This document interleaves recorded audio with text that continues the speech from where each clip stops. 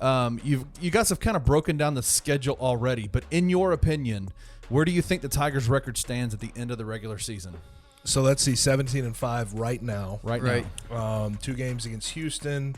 So we got Tulane, South Florida, Temple, UCF, Houston, Wichita State, Cincy, SMU, Houston. Right. To end the year. So what is that, 31? 1, 2, 3, 4, 5, 6, 7, 8, 9 games left regular season. So 31. Yeah. Which is crazy, man. 9 games only in the regular season. This season has flown by. It goes by fast. So 17-5, 9 games left. Let's go. You want to go game by game real quick and just do a win-loss? Sure. Yeah. All right, Tulane. Win.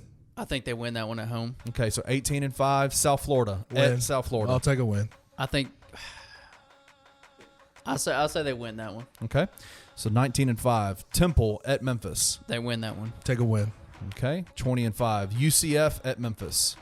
At Memphis. This is an interesting one because I think UCF. I think UCF might get them in this. But UCF at home, playing so bad. At home, Memphis they're not playing well. I mean, on the road, they're not playing well. I'll take a win. I'll say Memphis wins that one. What'd you say, Gabe? I'll take a win. All right, so that's 21-5. Yeah. Yep. Okay. Then they got the big one, February 19th at Houston. L at Houston. Loss at Houston. Okay. Scheduled L. Yeah. Agreed. Until proven otherwise. Agreed. All right. So what is that? 21-6. Yeah. Okay. At Wichita State. They win that one. It's interesting. I think Wichita State has a couple of things that could bother them. I'll take a win, though. I'll take a win. 22-6. At home against Cincinnati, February 26th. I think they lose. I think they lose. That's that one. game. I'll chalk up a L. Yeah. I know we're agreeing a lot, but I'll chalk up a L for that one.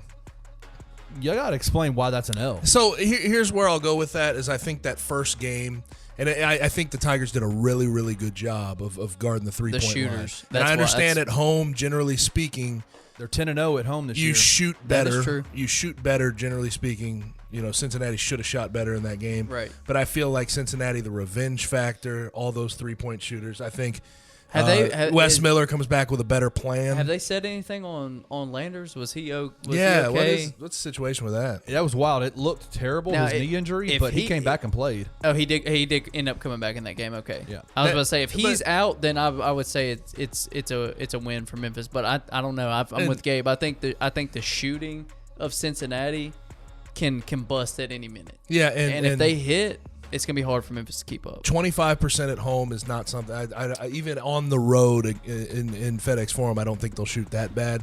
And I do think at that point in the season, when you're looking at Cincy and Wes Miller and what they want to create, they're going to be playing for their tournament lives, right? They're going to be playing for everything at that point in the season, and that's going to be a win they can hang their hat on. I'll lean to Cincy on that one.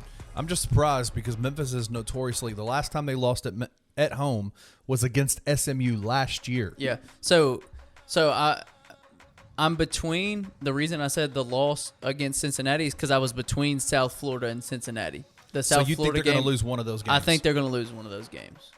Okay. All right. SMU at SMU. Win. Okay. Then March 5th, last game of the year. This becomes tough. This is a great man. I'm telling you, the Cincinnati at home and the Houston game at home on March 5th are those Sunday at 11 o'clock and 1 o'clock games, and those are. I expect the FedEx Forum to be just just the energy in that place is going to be wild for both of those games. Final game of the regular season versus Houston in Memphis at 11 a.m. Memphis wins that game. I say Memphis wins that game. I really do. Memphis wins that game. At home, last game of the year. Right. Got to prove a point heading into tournament play. And if we're correct let's about it, ride. Let's see what they got. They've already lost to Houston, and it's kind of the revenge factor of the game because I think if they do lose to Houston in that first game, I still think it's going to be close. I think it's going to be a hard-fought game that's going to come down to the wire. And so the revenge factor on potentially that game, like you said, at home, last game of the year, your last chance before the conference tournament to make a statement, and that's the perfect time to do it. Sort of a little sidebar here. I think at that point, when you look at Malcolm Dandridge, him getting off the shelf, maybe he'll be back to a little more full speed, running the floor a little better. And I think if you have that full speed, everybody gelling together last game of the year, with that type of raucous crowd that'll be at FedEx Forum, I'll chalk that up as a win. Yeah. All right, so that would put them at the end of the regular season for both of y'all, since y'all both are in agreement. That would put them at 24-7 on the year. Yeah. 14-4 in the AAC. Sounds about right. I think Number 2 spot. I think 8 losses is their max. Right. I think that's fair.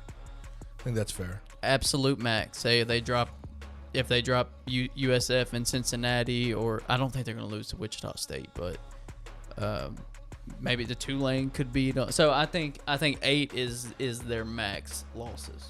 So if we say 24-7, I mean, like, in terms of a regular season, what grade do you give a Memphis Tiger team that's 24-7 and 14-4 in the conference at the end of the regular season? We're taking out pluses and minuses, right?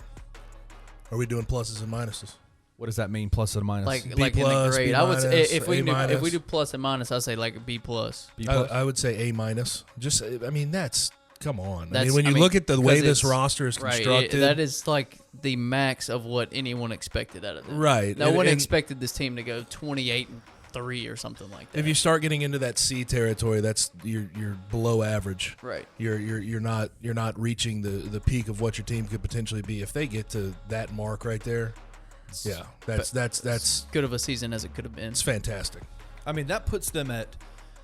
They've had 1, 2, 3, 4, 5, 6 game winning streak, a 3-game winning streak, and that would put them at a 1, 2, 3, 4, 5, 6, 7, 8, 9 game winning streak. Then add in win, loss, win, win. So I mean, they would be like 3 separate places in the season where they've had 5+ winning Right. streaks. Yeah. Right? That's great. It is, and that's what I was talking about in the last segment. Talk about that overlook, that big view of where they're at, even at 17-5. You cannot be mad with the overall result. Game to game, sure, we can talk about it. Yeah, we you can can pick that discuss it. apart. You can go find things that are wrong, Yeah. but 17-5, 17-5.